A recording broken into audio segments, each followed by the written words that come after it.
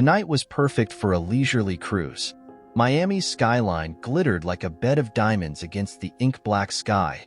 The air was cool and salty, with a gentle breeze caressing the skin. Captain Dan Burke, a seasoned mariner with decades of experience, and Father Patrick Horgan, his old friend and a priest known for his love of the sea, prepared to set sail on Dan's prized vessel, Witchcraft.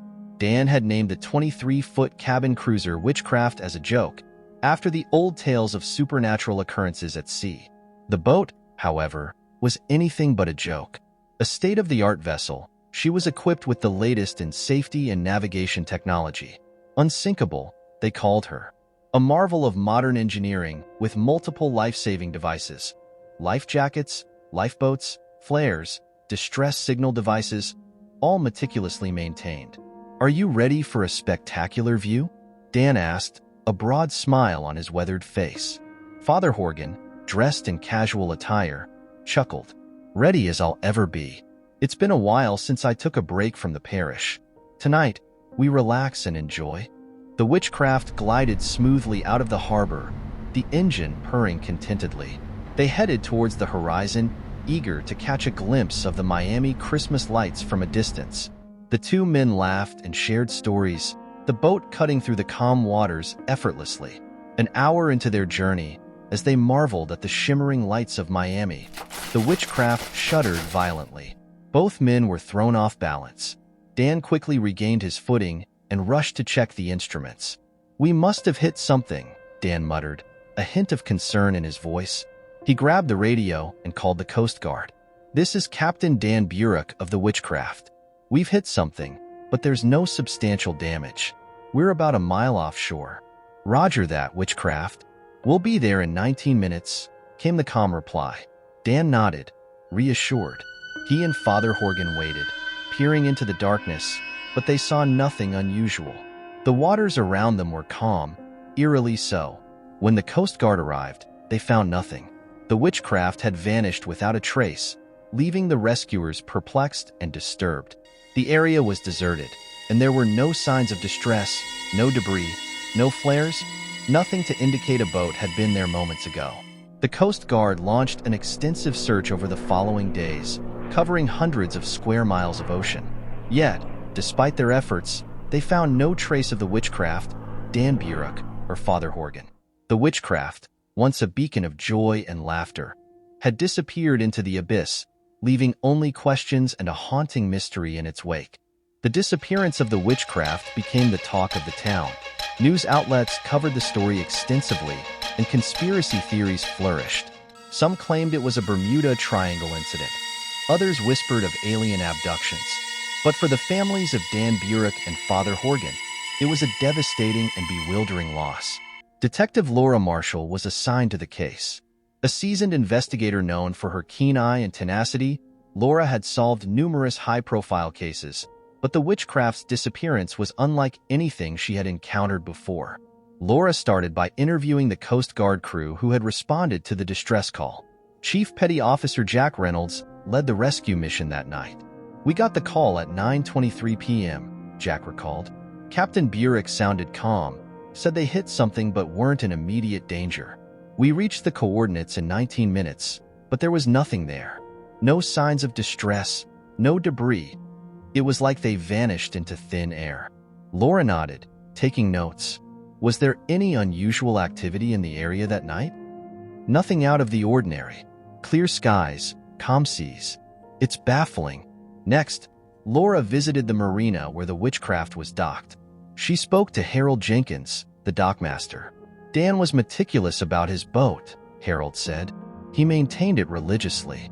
That boat was unsinkable, or so he claimed. It's hard to believe it just disappeared." "Did Dan mention any concerns before they set sail?" Laura asked. Harold shook his head. "No, he was excited about the trip. Said he wanted to show Father Horgan the Christmas lights from the sea." Laura then visited the families of the missing men. Dan's wife, Margaret Burke, was distraught but composed. "Dan loved the sea," Margaret said softly. "He knew it like the back of his hand. If something went wrong, he would have known what to do. I can't believe he's just gone." Father Horgan's sister, Mary, was equally grief-stricken. Patrick was a man of faith, but he was also practical. If there was a way to survive, he would have found it. As Laura delved deeper, she uncovered an interesting detail. Several other boats had reported strange occurrences in the same area over the years. Sudden equipment failures, unexplained noises, and eerie sensations of being watched.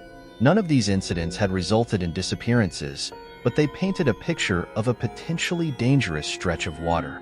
Determined to get to the bottom of the mystery, Laura decided to revisit the coordinates where the Witchcraft had last been seen. She chartered a boat and, accompanied by a small crew, set out to retrace the ill-fated vessel's final journey. As they approached the area, Laura couldn't shake a growing sense of unease. The sea was calm, the sky clear, but something felt off. They reached the coordinates and cut the engine, drifting silently on the water. "Keep an eye out for anything unusual," Laura instructed her crew. They scanned the horizon, looking for any sign of the Witchcraft or clues to its disappearance. Hours passed, and the tension grew. Just as Laura was about to call off the search, a sudden chill enveloped the boat. The temperature dropped rapidly, and an unnatural fog began to roll in, obscuring their vision. "What's happening?" one of the crew members exclaimed, panic creeping into his voice. Laura felt an overwhelming presence, as if unseen eyes were watching them. She gripped the railing, her breath visible in the cold air. Then, just as suddenly as it appeared, the fog lifted, and the temperature returned to normal. "We need to get out of here," Laura said, her voice steady despite the fear gnawing at her.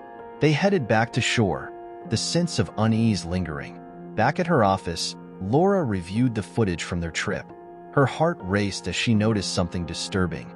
Faint, ghostly shapes moving in the fog, barely visible but undeniably there. She enhanced the footage, revealing what looked like shadowy figures reaching out, their faces twisted in silent screams. Laura knew she was dealing with something beyond the realm of the ordinary. The Witchcraft's disappearance was no mere accident. It was something much darker and more sinister.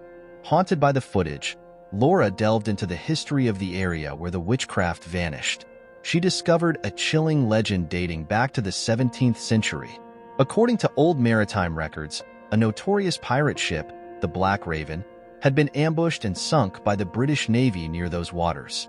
The captain, known for his ruthless nature and dabbling in dark arts, was said to have cursed the area with his dying breath, vowing revenge on any who dared trespass. Laura found an old diary from one of the British officers involved in the ambush. His entries spoke of strange occurrences following the battle, ghostly apparitions, unexplained disappearances, and a pervasive sense of dread among the crew. Determined to uncover the truth, Laura contacted Dr. Helen Carter, a historian and expert in maritime folklore. Dr. Carter was intrigued by the case and agreed to help. "The legend of the Black Raven is well known among maritime historians," Dr. Carter explained. "The captain, Edward Thorne, was believed to be a practitioner of dark magic. The curse he placed on the waters has been blamed for numerous mysterious incidents over the centuries." Laura shared the footage from her recent trip.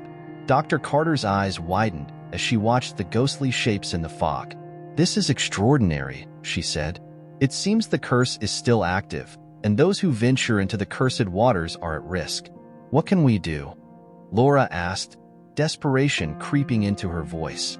Dr. Carter pondered for a moment. "There might be a way to lift the curse. According to the legend, the curse can be broken if the remains of Captain Thorne and his crew are found and given a proper burial. This would require locating the wreck of the Black Raven." Laura knew it was a long shot, but it was their only hope. She organized an expedition to search for the Black Raven's remains. With the help of Dr. Carter and a team of experienced divers, they set out on their mission. The search was arduous, and days turned into weeks with no success.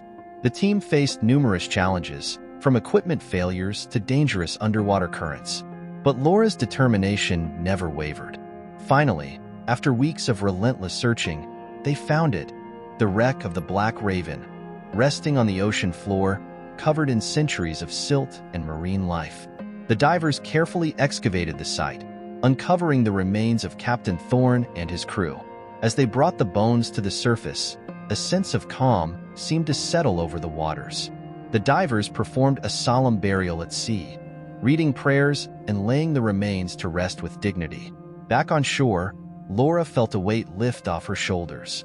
She knew they had done the right thing, and she hoped it would bring closure to the families of Dan Burek and Father Horgan. So, was this real or fake? Did we completely make this up? Or was it based on a true story? Now, remember, we spice up the true stories a little, just to make them a little interesting. You tell us. Comment below. What do you think? I will reveal the real and the fake ones on December 18th.